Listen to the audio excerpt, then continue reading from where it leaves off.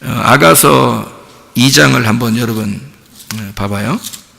부부들은 잘 보시고 신경 좀 쓰시고 특별히 남편들이 좀 신경 좀 쓰시고요.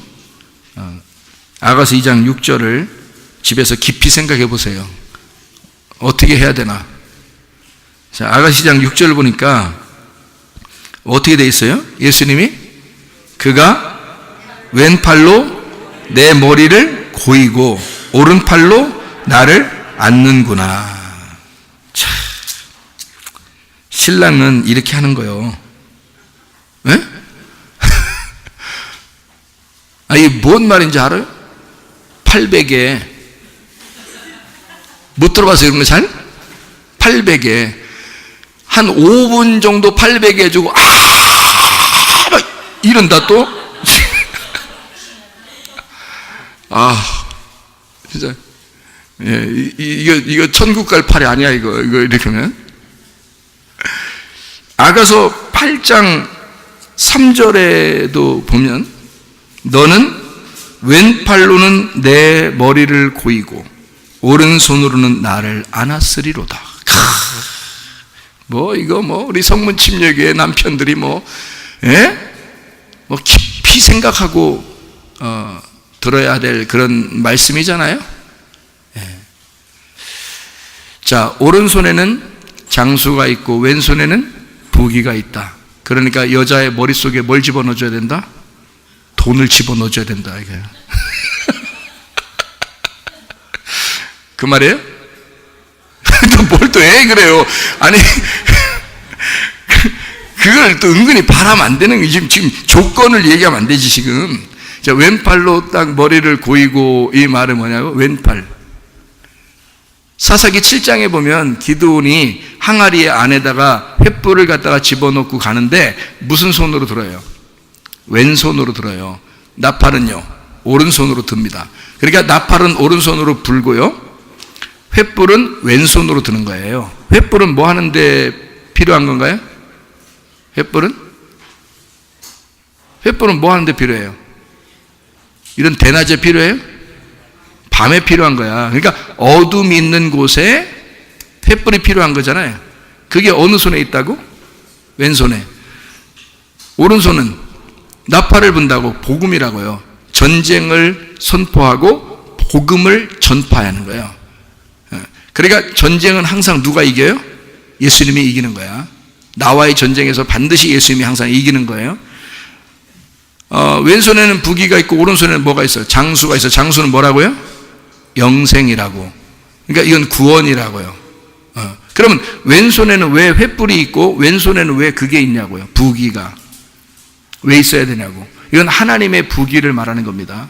왼손. 그러니까 우리가 돈 많이 벌어줘서 여자 머리를 확 그냥 잡아놓고 이렇게 하는 게 아니에요. 하나님의 말씀을 얘기하는 거예요. 말씀의 부귀를 얘기하는 건데 그걸로 여자의 머리를 감싸는 겁니다. 다시 말하면 여자의 머리 속에서 여자의 머리를 바꾸는 거예요.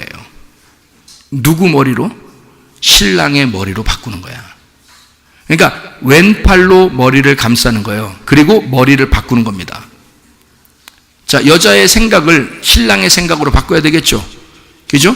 신랑의 생각. 왜냐면 여자의 머리는 누구니까? 예수님이 돼야 되니까. 맞죠? 여자의 머리는 신랑이 돼야 돼요. 예수님이 돼야 됩니다. 여자가 머리가 아니에요, 성경에서.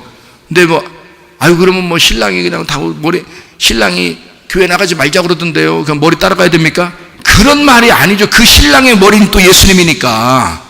누구 말을 들어야 돼요? 예수님 말을 들어야지. 그 하나님이 머리라니까, 우리에게. 그럼 봐요. 여자의 머리는 예수님이고 그 머리를 바꿔야 되는 거예요. 누구 머리로? 예수님의 머리로 바꿔야 돼. 그래서 신랑이 왼팔로 감싸 안는 거예요. 그래서 자기 머리로 바꾸는 겁니다. 머리를 바꿔야 되는 거야. 왜냐면 어둠의 머리를 빛의 머리로 바꿔야 되니까. 그래서 왼팔로 감싸는 거예요. 여기에 횃불이 여기에 있으니까, 왼손에. 이해가 됩니까? 그러니까 어둠을 빛으로 바꾸는 거야, 머리를. 그리고 오른손은 뭐 하는 거야? 오른손은 뭐가 있다 그랬어요? 오른손에 뭐가 있다 그랬어요? 장수가 뭐라고? 영생이라고, 구원이라고, 이게 사랑이라고. 그러니까 이 사랑의 손으로, 이 사랑의 팔로 너를 감싸는 거야. 안는 거란 말이야. 안으면 어떻게 돼요? 안으면 어떻게 돼? 하나가 되는 거야. 너와 내가 하나가 된다는 거야. 구원 안에서, 하나님의 사랑 안에서, 하나님의 생명 안에서 하나가 된다는 거야. 너와 나는 떨어질 수가 없다. 임마누엘 하겠다는 거예요. 그죠? 그러니까 남편과 아내가 둘이 하나 되어 떨어지지 아니하는 모습을 얘기하는 사랑의 모습이란 얘기예요. 무슨 말인지 알겠죠? 그죠? 그러니까 하나님 앞에 주님은 우리를 그렇게 사랑해. 조건이 없어, 우리한테. 그냥 그렇게 사랑하고 싶어 해. 그러면 왜 여자인 우리들은 신랑에게 그렇게 조건을 내세우냐 이거야. 그러면 그게 사랑이 아니죠. 우리도 내 생명을 바쳐 주님을 사랑하는 게 당연해. 왜냐하면 신랑이 사랑한다는 걸 진짜 가슴속 깊이 아는 사람은 말이에요. 그러면 신랑을 전적으로 의지하고 사랑합니다. 그렇지 않겠어요? 그걸 깨달았다면 신랑을 전적으로 사랑하고 전적으로 신랑을 따르고 신랑을 의지하고 신랑을 존경하고 하는 게 당연한 거죠. 그런 모습이란 말이에요. 그게 둘이 떨어질 수 없는 그런 모습으로 이 팔로 안았다는 거거든요. 이렇게 하나가 됐다. 그러니까 남편과 아내의 사랑은 조건이 없는 사랑이라는 얘기예요. 그냥 사랑 하나로 만족한다는 거죠. 그게 진짜 있는 가정이 행복한 거죠. 그게 있는 진짜 가정이 교회가 또 행복한 거고요. 그러니까 하나님과 우리가 조건 없는 결혼 생활을 하는 것이 말씀이라는 거예요. 말씀의 천국. 이게 진짜 하늘나라 말씀이 아니겠습니까? 그렇죠. 그러니까 조건을 일단 내걸면 안 된다. 하나님 쪽에서는 어떤 조건이 있냐면 자기가 다 없애버렸기 때문에 조건이 없어요. 그냥 무조건 사랑해야 돼. 그래서 우리 보고 무슨 조건을 내려면 너 색깔 좀 빼면 좋겠다. 너 깨끗했으면 좋겠다는 거야. 그러니까 더럽게 살지 않았으면 좋겠다. 그런데 자꾸 조건을 내걸어가지고 내가 이렇게 생각하니까 내가 이만큼 했으니까 당신은 나한테 이만큼 해줘야 돼 라는 건 어떤 숭배라고요? 바알신 숭배라고, 우상 숭배라고. 그거를 한 것이 잘못됐기 때문에 이것을 갖다 잘못되면 여러분 봐봐요. 제가 성경을 얘기해 줄 테니까 잘 들어봐요. 바알신 숭배하고 우상 숭배하고 바리새인들을 이렇게 하고 그러면 예수님 막 싸운다 그랬죠. 그러면 싸우면 엘리야가 바알신 숭배자들하고 싸우기도 하고요. 그죠? 예수님이 바리새인들하고 싸우고 그러잖아요. 이 싸우면은 그걸 미워서 싸운다 했어요. 사랑해서 싸운다 그랬어요. 사랑해서 싸운다 그랬어요. 사랑 싸움입니다. 사랑 싸움. 그러니까 바리새인들하고 부딪히면서 사랑 싸움하는 건데요. 이게 잘 들어봐요. 이 사람들의 하는 짓을 지금 하나님한테 어떤 짓을 한 거예요? 조건을 내세워서 내가 이만큼 했으니 당신 나에게 부요하게 해줘야 된다고 자기들은 믿고 하나님을 믿은 거예요. 그죠? 그걸 생각하고 하나님을 믿은 거란 말이에요. 그러니까 자기가 열심히 교회에서 하는 건 하면 할수록 하나님 앞에 자기는 축복받을 거라고 생각한 거잖아요. 그죠? 그게 바리새인들하고 바알신 숭배자의 특징입니다. 그렇게 했을 때 예수님이 부딪히거나 엘리야가 부딪혔을 때 하나님은 그들을 미워했겠는가? 그건 아니라는 거죠. 그들을 사랑해서 사랑의 싸움을 한 거예요. 사랑의 싸움을 하는데, 사랑 싸움 하는데 이쪽이 잘못됐어. 근데 그건 반드시 우상숭배야. 다른 남편을 섬긴 거야. 하나님 남편이 있는데 간통한 거예요. 그래서 음란과 간음한 거예요. 그걸 우상숭배라 그러거든요. 그럼 그렇게 한 사람들을 하나님이 부딪혀요. 싸우는 거야. 자, 여러분, 사랑하지 않으면 싸우겠어요? 그냥 버리겠어요? 그냥 버립니다. 그렇지 않겠어요? 예수님이 와서 바리새인들하고 왜 싸워요? 바알 숭배자들하고 하나님이 엘리야를 보내서 바알 숭배자들을 다 싸워서 죽이라고 왜 그래요? 왜 그렇게 해요?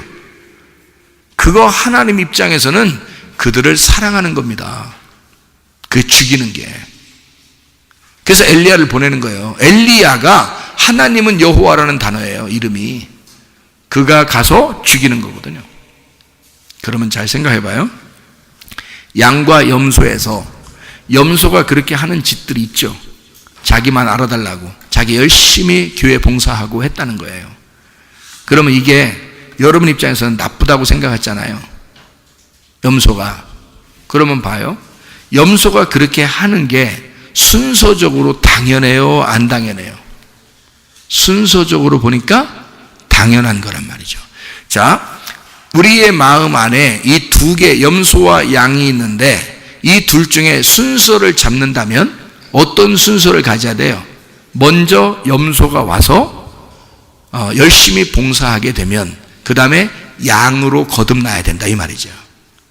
그러니까 바리새인들과 바알 숭배자들을 갖다가 하나님은 꼭 집어서 항상 싸우고 전쟁하고 죽이려고 그래요. 왜 그럴까? 그들을 하나님의 선지자들로 만들고 싶어서 그런 거예요. 그렇지 않겠어요? 그러니까 이렇게 한쪽에 있는 염소들을 제거하는 것은, 우리 마음 안에 한쪽의 염소를 제거하는 건 한쪽의 양이 남게 하기 위해서라는 말이에요. 무슨 말인지 알겠죠? 그러니까 여러분, 우리가 교회 와서 열심히도 안 해본 사람이 교회 왔더니 하나도 열심히 안 했어요. 열심히 하질 않았어, 그냥 그 사람이. 그런데 열심히 안 했더니 교회 가보니까 열심히 하지 말래. 아니, 자기는 진짜 열심히 안 했는데, 자기는 하나도 열심히 안 했거든요. 원래 교회도 그냥 대충대충 다니고 이런 사람이야. 근데 우리 교회 왔더니 열심히 하지 말래. 진짜 잘 만난 거지? 물고기가 물을 만난 거야. 그런 곳에 왔더니. 그래서 진짜 이제 아무것도 안 해. 진짜 아무것도 안 해. 왜? 하지 말라니까. 자, 자기는 원래 대충대충 신앙생활 했던 사람이에요. 그런데 교회 왔더니 대충 하래. 그냥 너무 좋아. 그냥 대충 교회 다니면 되겠네. 그리고 열심히 안 해도 되겠네 라고 생각을 하게 된 거예요. 그걸 성경에서는 뭐라고 그래요? 방종이라고 그러는 겁니다. 너는 열심히 해본 적이 없잖아. 너는 진짜 죽기를 각오하고 바알 숭배처럼 하지 않았잖아. 바리새인들처럼 그렇게 열심히 살아본 적이 없잖아. 근데 또 여기서도 대충대충 사는 거야. 여러분, 바울이라는 사람은 바알 숭배자들이나 바리새인 중에서보다도 훨씬 더 바리새인처럼 사는 사람이 바울이에요. 그러니까 이 바울이 예수님을 만나니까 자기가 열심히 했던 게 너무 잘못된 거야. 그래서 예수님을 만나가지고 거듭나니까 자유를 가진 거예요. 자유를 가져서 너 예수님이 진리를 알게 돼서 너를 자유케 만들어 놓으니까 바울이 니나노 닐리리야 노세 젊어서 노세 이러고 돌아다녔나요? 바울이? 절대 그렇지 않습니다. 예수에게 매인자가 되더라는 거지. 그게 그 진리 안에서 자유한 거죠. 진리가 나를 묶어놨더니 그 진리 안에서 최선을 다하더라는 거지. 그게 진리가 자유케 한다는 뜻이에요. 방종한다는 뜻이 아니에요. 놀고 막 그냥 그런다는 뜻이 아니에요. 교회 대충 나와도 된다 이런 말 아니에요. 헌금 대충 해도 된다 이런 말 아닙니다. 봉사 대충 해도 된다 그런 말 아니에요. 이런 게 성경의 양은, 다시 말하면 내가 완전히 나라는 육체가 죽었고 하나님의 말씀이라는 영이 속에서 살아나서 실제로 선한 양심을 갖게 된 겁니다. 그러니까 선한 양심에 따라서 열심히 주를 위해서 살아가는 그 사람이 되는 거예요. 이게 바뀐 겁니다. 근데 그 열심히 살아가는 게 기억이 나야 돼, 안 나야 돼? 안 나야 돼. 왜? 보상을 생각하고 하는 게 아니니까, 양들은. 근데 염소 때는 생각이 꼭 났지. 왜냐면 보상을 받아야 되니까. 내가 한 만큼 보상을 받아야 되니까 염소 때는 꼭 생각이 났던 거였고, 양 때는 생각이 안 나는 거라고요. 정상적으로. 무슨 말인지 제가 이해가 되십니까, 여러분? 방종이 아니란 말이에요. 우리는 자유라고 그랬지. 진리 안에서 자유하다 그랬지. 이것을 여러분 대충대충 신앙생활이 됩니다 이런 말이겠어요? 그러려면 바울이 더 예수를 진짜 만났으니까 바울이 더 대충대충 살았어야지. 그렇게 따지면 율법이라는 울타리에서, 거기에서 율법이라는 것을 꽉 메어가지고 살다 보니까 죽을 것 같았단 말이에요. 그래서 이 바울이 그 율법이라는 꽉 메어있던 여기서 벗어나니까 이 율법이 볼 때는 대충대충인 거야. 율법이 볼 때는.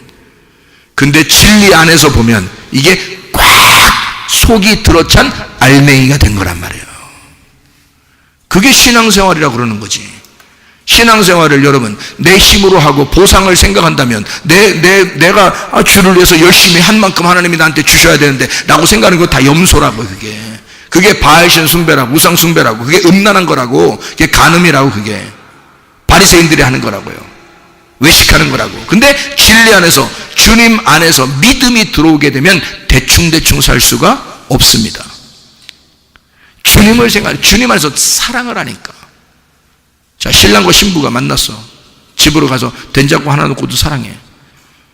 일하고 밖에 나서 남편이 일하고 와요. 집에서 아내가 청소하고 밥하고 빨래하고 남편을 기다리고 그렇게 해요. 대충대충? 왜 대충대충 안 되겠어요? 둘이 사랑하니까. 사랑하니까 최선을 다해서 해주고 싶은 거야. 여러분, 여러분이 대충대충 하고 싶어하는 그 마음들은 어디서 나온 거예요? 그거는 사랑하지 않기 때문에 나오는 것이라 이 말이에요. 주님을 사랑하지 않기 때문에 나오는 거다.